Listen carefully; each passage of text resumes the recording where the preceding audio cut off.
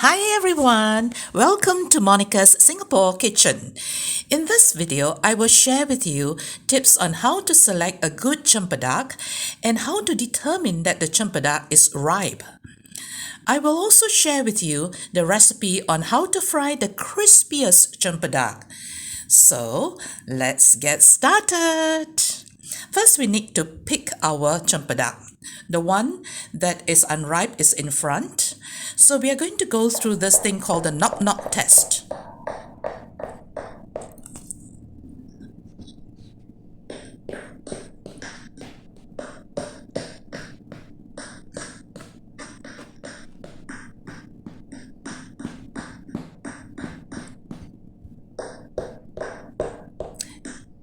An unripe cempedak gives a solid higher pitch sound when knocked, whereas a ripe cempedak gives a hollow internal sound almost like a drum when you thumb on it, a deep resonant thud.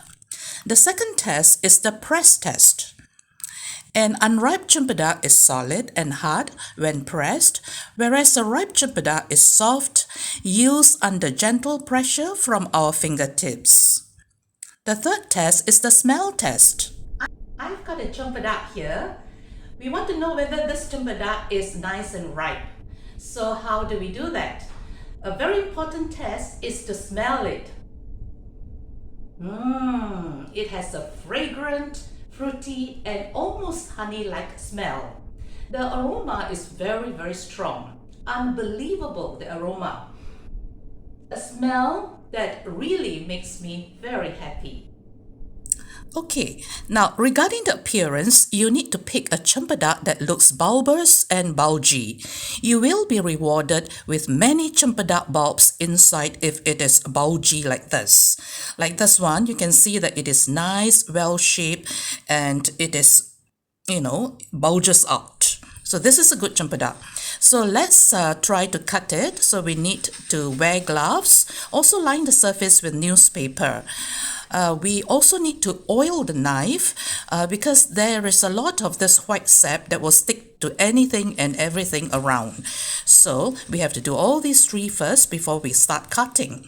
So normally what I do is to just cut it all the way around longitudinally. Not too deep, just about 1 cm deep, as we do not want to cut the bulbs right inside. So basically we are just cutting the rind, yep. So something like this. So then we need to separate the two sides. So press a little bit and put a bit of pressure, and then you will pull the two sides apart, thus revealing the beautiful, aromatic, sweet and creamy bulbs inside. Nice. Okay, so you can see that this is not a bad buy. I've got many bulbs stuck to the central core. Sometimes, if I'm lucky, I'll get those bulbs sticking all over the central core until you can't even see the core itself. Yeah, so, but today, I better be thankful, yeah? It's not too bad. So separate the core by just pulling it apart, and you can notice that most of them will be stuck to the central core. Beautiful, yep. You can smell it, it's so good. Okay, so we try to detach the bulbs from the central core. It's very easy to do this. It is not too hard to pull it apart, yeah, just a bit of gentle pressure and it comes apart like this. I'm going to fry this afterwards, so I'm going to just leave the seeds inside. And don't forget, some of the bulbs might still be hiding in the midst of all these fibers. Yep, so check and look around. I managed to yield about 20 to 30 of these bulbs. Let's try one.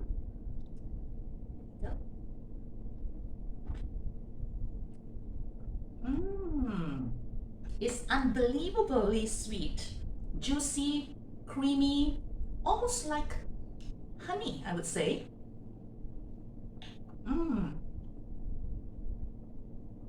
Seed cannot be eaten. It has to be boiled, roasted, or fried. But the flesh is really, really very good.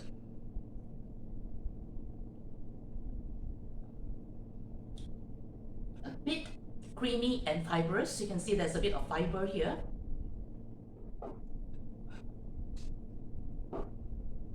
Yep, there you go. And it's very, very juicy. You can see that my fingers are all filled with juice. Nice. Okay, so now let's prepare the batter. So we need 2 cups of all-purpose flour, rice flour, baking powder, a teaspoon of salt, and a drop of yellow food coloring, and this is optional. 2 cups of cold water, icy cold water, is very important because this is the key to achieving a crispy fried cempedak. So mix all these ingredients thoroughly until you get something like a very thin batter like that. Okay, something like this. Okay, we can start frying. When the oil is hot, you can see that when I dip my wooden spatula inside, lots of bubbles will be emitted. So I know the oil is ready for us. So normally I fry in batches. So I'm going to divide into 3 batches. Only add the bulbs into the batter just before frying. Otherwise, the bulbs will release a lot of water, thus thinning down your batter, and this is not what we want. So drop each bulb separated a distance from one another so that they do not stick, and drizzle whatever leftover batter that's still stuck in the fingers onto the portions that are not covered with batter.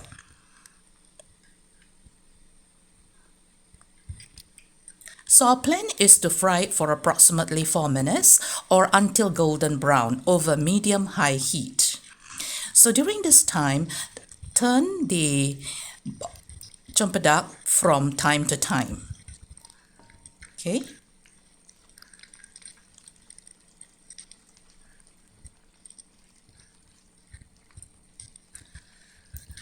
The crispy bits will brown faster, so you can just remove them and drain them on a stack of kitchen paper.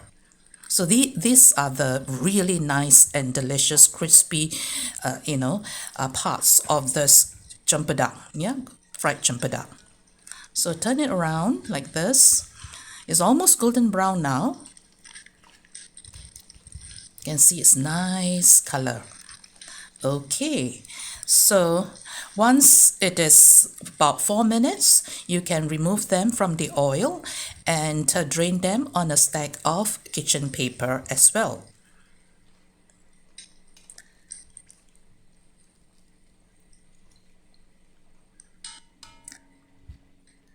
So remember to remove all the crispy bits before you go on to the next round of frying. So we don't want it to burn, if it's fried for too long. So this is my 3rd batch. Oh, nice and ready. Okay, our crispy fried cempedak is ready. Let's take one and try.